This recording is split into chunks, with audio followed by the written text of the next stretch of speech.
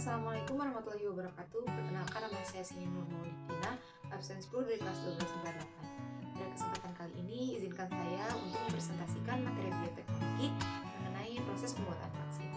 Sebelumnya, bioteknologi merupakan cabang ilmu biologi yang mempelajari teknologi pemanfaatan makhluk hidup dalam skala besar untuk menghasilkan produk yang berguna bagi manusia. Vaksin merupakan sediaan biologis yang diberikan kepada individu sehat untuk menyiapkan sistem kekebalan tubuh terhadap serangan infeksi bakteri atau virus patogen. Vaksin dapat berisi patogen yang sudah dilemahkan atau komponen antigen dari patogen tersebut, biasanya berupa protein di permukaan sel atau partikel virus yang dapat dikenali oleh antibodi pada sistem tubuh. Ihsan Tria Pramanda, pengajar Fakultas Bioteknologi, Indonesia International Institute for Life Science, I3L, menyatakan pengembangan vaksin terkait erat dengan bioteknologi. Teknik-teknik bioteknologi modern seperti rekayasa genetika dan kultur sel memungkinkan pengembangan vaksin dilakukan dengan efektif, cepat, dan ekonomis.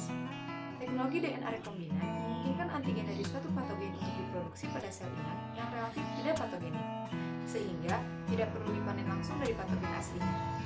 Selanjutnya, ada peran bioteknologi dalam pembuatan vaksin. Bioteknologi digunakan dalam pembuatan vaksin dengan berbagai metode, seperti rekombinan DNA, teknik fermentasi, dan kultur sel.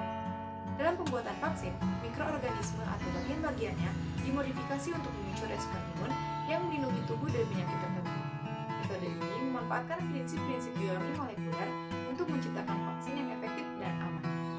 Vaksin merupakan antigen mikroorganisme yang diinaktivasi atau dilemahkan yang mulai diberikan kepada orang yang sehat untuk menimbulkan antibodi spesifik terhadap mikroorganisme tersebut, sehingga bila kemudian terpapar akan kebal dan tidak terserang penyakit.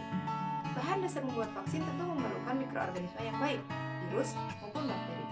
Menumbuhkan mikroorganisme memerlukan media tumbuh yang disimpan pada suhu tertentu.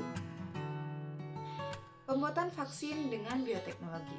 Selain dari produksi vaksin, sebenarnya bioteknologi juga sudah umum diterapkan di banyak hal, misalnya untuk industri, agrikultur, kesehatan umum, dan sebagainya. Secara singkat, bioteknologi bisa diartikan sebagai proses produksi massal dengan menggunakan makhluk hidup dalam konteks pembuatan vaksin. Selanjutnya, ada proses pengembangan ilmiah.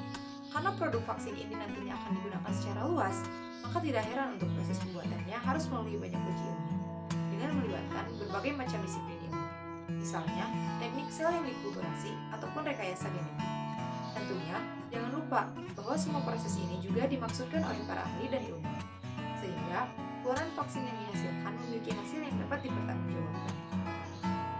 Ihsan menjelaskan bahwa metode baku dalam pembuatan vaksin bergantung pada tipe vaksin yang ingin diproduksi. Beberapa vaksin menggunakan sel atau partikel patogen secara langsung.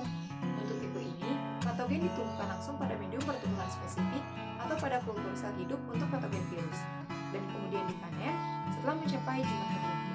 Sel atau partikel patogen kemudian dilemahkan, atenuasi, atau dimatikan, inaktivasi, misalnya dengan panas atau zat kimia tertentu sebelum diformulasikan sebagai sediaan vaksin. Selanjutnya, untuk vaksin yang berbahan dasar protein, gen pengkode protein tersebut dapat disisipkan ke dalam plasmid, lalu ditransformasikan ke sel inang, yang kemudian akan mengekspresikan gen tersebut menjadi protein. Protein yang dihasilkan kemudian dipanen, dimurnikan, dan diformulasikan menjadi sediaan.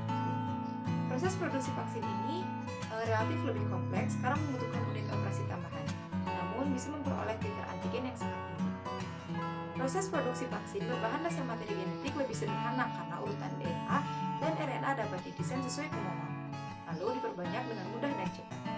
Kelemahannya, vaksin tipe ini belum terbukti efektivitasnya secara in vivo sehingga masih dianggap sebagai teknologi alternatif yang masih perlu digali potensinya. Ihsan mengungkapkan bioteknologi berpengaruh dalam risiko pembuatan vaksin. Untuk itu, bioteknologi berperan penting untuk memastikan vaksin yang diproduksi aman dan efektif, mulai dari desain dan studi eksplorasi komponen vaksin. Perlu dipastikan bahwa komponen vaksin memang yang bersifat antigenik dan imunogenik sehingga akan bekerja efektif pada tubuh penerima. Selain itu, selama proses produksi vaksin skala besar, perlu dipastikan bahwa vaksin yang diperoleh di akhir produksi memenuhi standar.